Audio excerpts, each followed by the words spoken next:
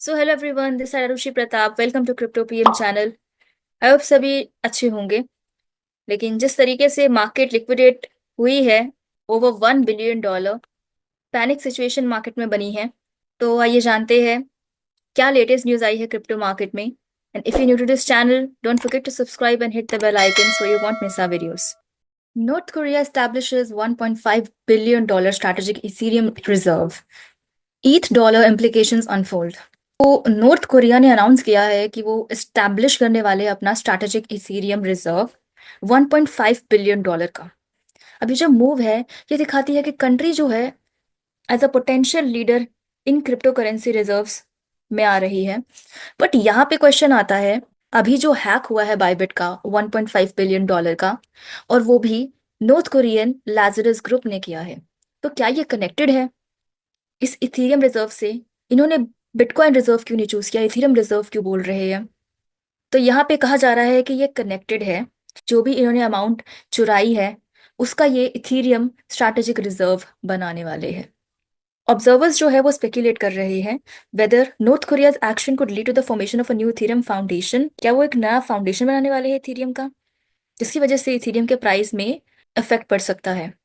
कुछ सजेस्ट कर रहे हैं कि ये एक ब्रॉडर स्ट्रैटेजी हो सकती है अपने डिजिटल एसेट्स को लेवरेज करने का, अपनी इकोनॉमी को बड़ा बनाने के लिए। आपको क्या लगता है? You can comment down. Bybit offers $140 million bounty to recover funds after mega crypto heist. जो एथिकल हैकर्स हैं, 10% उनको टर्न मिलेगा अगर उन्होंने रिकवर किए फंड्स को और साइबर सिक्योरिटी को, जो भी उनको रिकवर करके देगा।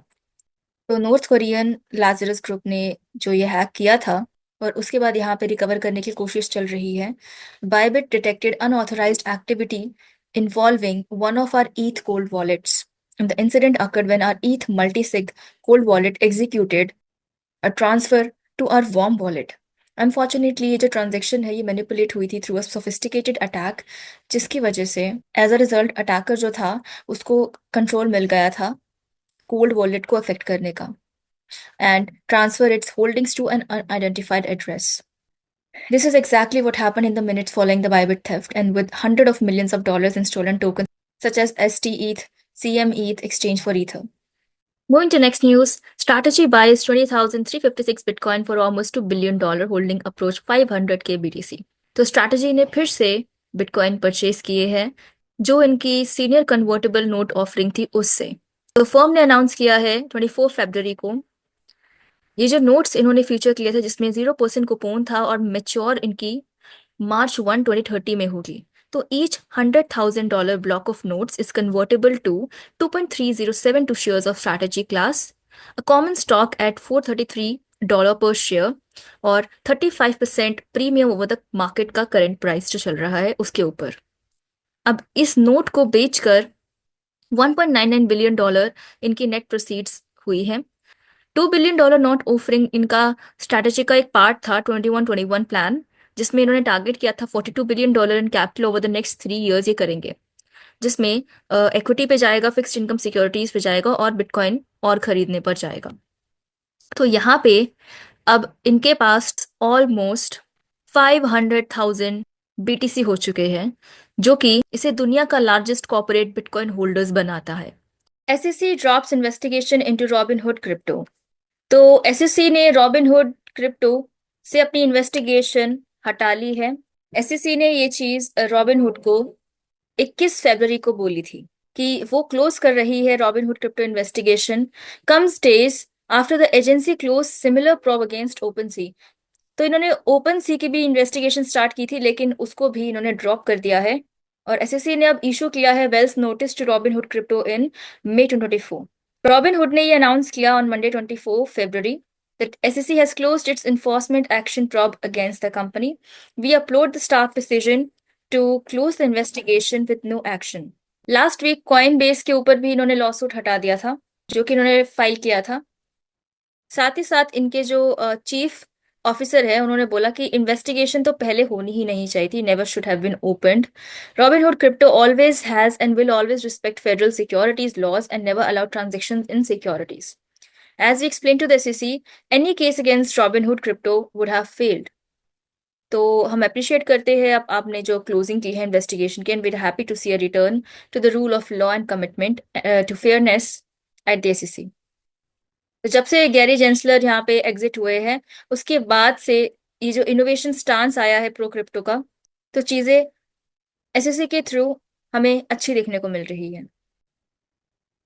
Moving to next news, Nasdaq files 19B4 form for Hedra HBR Sport ETF from Canary Capital. तो Nasdaq ने फाइल किया है with SEC to list and trade Canary HBR ETF shares. Canary अपना HBR ETF शेयर्स जो है वो चाहता है कि लॉन्च हो, तो ये अपनी ऑल्ट कॉइन्स ETF ला रहा है, जिसमें लाइट कॉइन का ETF भी है और अब HBAR का ETF भी ये ऑफर करने वाले हैं, अगर अप्रूव हो जाता है तो ही। नैस्डैक ने फाइल की है फॉर्म 19B4 विद एसईसी ताकि उसे अप्रूवल मिल सके लिस्ट होने के लिए, and trade shares of the canary HBR ETF, an investment product जो कि डिजाइन किया गया है स्पॉट प्राइसेस को ट्रैक करने के लिए HBR के। HBR जो कि currently 21st largest crypto assets है बाय मार्केट कैप। फाइलिंग के बाद कैनरी कैपिटल ने लॉन्च किया अपना US first HBR trust in October and its subsequent S1 registration statement for an HBAR ETF जो कि नवंबर में इन्होंने फाइल किया था, ताकि जो इन्वेस्टर है उनको एक्सपोजर मिल सके हेड्रा के HBR टोकन में इन्वेस्ट करने के लिए। Stablecoin bank Infini hit by $49.5 million exploit, founder vows full repayment. तो digital stablecoin bank Infini यहाँ पे सिक्योरिटी ब्रीच हुआ है $49.5 मिलियन का बायबिट एक्सचेंज के हैक के बाद। ये वाला हैक देखने को मिल रहा है 49.5 करीब करीब $50 million in USDC stable coin में लूज हुए हैं, हैक हुए हैं। अब यहाँ पे जो हैकर है उसने क्या किया, प्राइवेट की को यूज किया था इनके USDC को चुराने के लिए, और इसको उसी टाइम इसने डाई में किया जो कि एक अनदर स्टेबल कॉइन है, और बाद में ईथ में कन्वर्ट किया by the crypto mixture tornado cash को यूज करके, और नए एड्रेस में डिपॉजिट कर दिया। साथ ही साथ हैकर ने जो इनका स्मार्ट कॉन्ट्रैक्ट है उसने एडमिन के जो प्रिविलेजेस है उसको भी एक्सप्लॉइट किया है। अब यहाँ पे जो इसका CEO है वो बोल रहे हैं कि पूरा कंपनसेशन मिलेगा जो भी अफेक्टेड यूजर्स है उनको, और साथ ही साथ जो विड्रॉल प्रोसेस है वो भी अनअफेक्टेड है। Attacker was originally involve in developing the contract for the इन्फिनी project. तो ये अटैकर इनसाइडर था, पहले इसने कॉन्ट्रैक्ट बनाया था इन्फिनी प्रोजेक्ट के लिए। However after delivering the project they secretly retained the admin rights, admin के राइट्स जो थे उन्होंने ले लिए। More than 100 days later attacker ने कोई एड्रेस पे टोर्नेडो कैश के थ्रू पैसे डाल दिए, send a small ETH transaction for gas, और उस कॉन्ट्रैक्ट को एक्सप्लॉइट कर दिया, और बाद में जो भी प्लेटफॉर्म पे फंड्स थे उसे ड्रेन कर लिया, ऐसा पेक्शील का कहना है। तो यहाँ पे ये चीज सामने आती है कि भाई इनको अपनी सिक्योरिटी बढ़ानी चाहिए, कोई भी प्लेटफॉर्म है कुछ भी हो, क्योंकि हैक बहुत ज़्यादा हमें देखने को मिल रहे हैं क्रिप्टो करेंसी इंडस्ट्री में।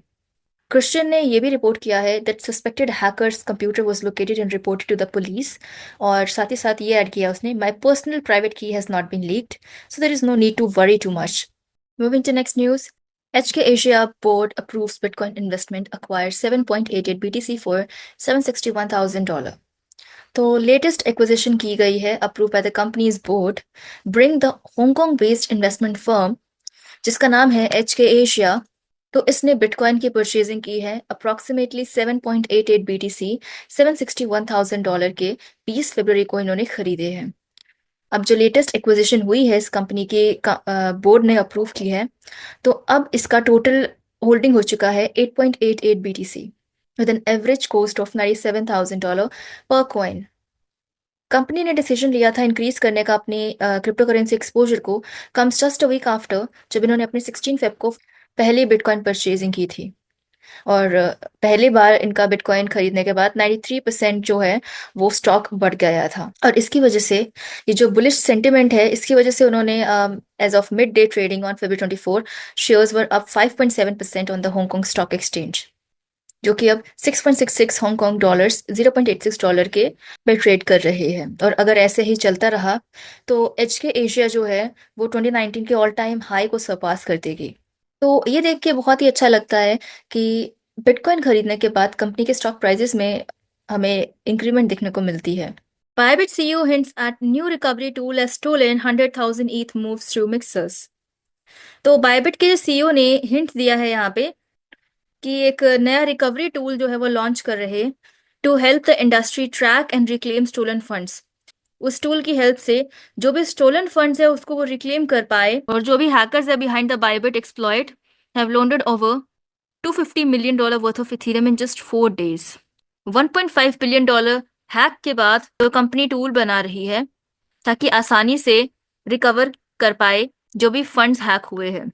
साथ ही साथ बायबिट जो है वो लोन ले रही है एक्सचेंजेस से, वेल से, ताकि जो $500 million का लिक्विडेशन हुआ है उससे रिकवर कर पाए। इतना फंड उनके पास हो ताकि जो लोग लिक्विडेट कर रहे हैं उनको विड्रॉल करने में आसानी हो, जो भी ऑपरेशन है बायबिट एक्सचेंज पे वो इजीली वो कर पाए लोग। तो इसकी वजह से उन्होंने 446570 ईथ जो है वो लोन के थ्रू इकट्ठे किए हैं ताकि आसानी से उनका ऑपरेशन हो सके।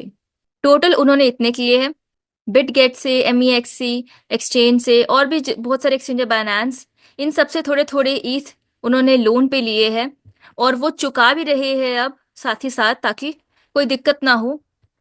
तो जो भी लॉन्ग लिक्विडेशन हुई है तो उसको रीपे करने के लिए इस एक्सचेंज के पास अच्छे खासे फंड्स पड़े हैं ताकि अगर और भी लिक्विडेशन हो तो यूजर्स उसे विड्रॉ कर सके। Moving to next news, Bitcoin Ethereum tumble with $1.34 billion in crypto liquidations on tariff worries। तो क्रिप्टो मार्केट में डाउनटर्न देखने को मिला है। $1.34 बिलियन की लिक्विडेशन इन 24 आवर्स हो चुकी है। तो इसका यहाँ पे प्राइमरली रीजन जो है वो टैरिफ की अनाउंसमेंट से आया है। तो प्रेसिडेंट डोनाल्ड ट्रंप ने ट्यूसडे को ये रीअफर्मेशन दी है that the plan tariff on Mexico and Canada will proceed as plan starting March 4। तो नेक्स्ट मंथ जो कि स्टार्ट हो जाएगा, उससे पहले यहाँ पे इन्वेस्टर्स में एंजाइटी का माहौल चल रहा है, साथ ही साथ जो बायबिट हैक हुआ है उसकी वजह से, और बहुत सारे मैक्रो रीजंस भी इन्वॉल्व है। तो इस अनाउंसमेंट ने जो कि व्हाइट हाउस प्रेस कॉन्फ्रेंस में दी गई थी, confirm that administration will move forward with 25% लेवाई on goods from both Nations and 10% tariff on Canadian energy resources जैसे ऑयल, नेचुरल गैस और इलेक्ट्रिसिटी। अब इसकी वजह से जो इन्वेस्टर्स है उन्होंने अपना पैसा रिस्कियर एसेट्स जैसे बिटकॉइन, इथीरियम से निकालना शुरू कर दिया ताकि उनको कोई यहाँ पे रिस्क या फिर लॉस ना हो जाए, जिसकी वजह से बिटकॉइन का प्राइस $90,000 से ज्यादा नीचे चला गया। इथेरियम भी 10% गिरा है। सोल, XRP ये भी 12-12, 14-14% नीचे गिरे हैं। Over 362,000 traders liquidated as market volatility surges. तो जो लॉन्ग पोजीशंस है $1.24 बिलियन अकाउंट की गई है और short position $97.9 million. Bitcoin, Ethereum में सबसे ज्यादा लिक्विडेशंस देखने को मिली है। सोलाना में $111.9 million, XRP 56.6 million, dose coin में $28.7 मिलियन। तो ये पैनिक सेलिंग जो हो रही है इसकी वजह से लिक्विडेशंस और ज्यादा इंटेंसिफाई हो रही है। बायबिट एक्सचेंज के हैक के बाद यहाँ पे $600 मिलियन की लिक्विडेशन इस एक्सचेंज से हो चुकी है। $300 मिलियन बाइनेंस से हो चुकी है लिक्विडेशंस, और भी बहुत सारे एक्सचेंजेस है जिसमें अच्छी खासी लिक्विडेशन देखने को मिली है। So thank you everyone being till last with me in this video. We'll meet in the next video. Till then, bye bye and take care.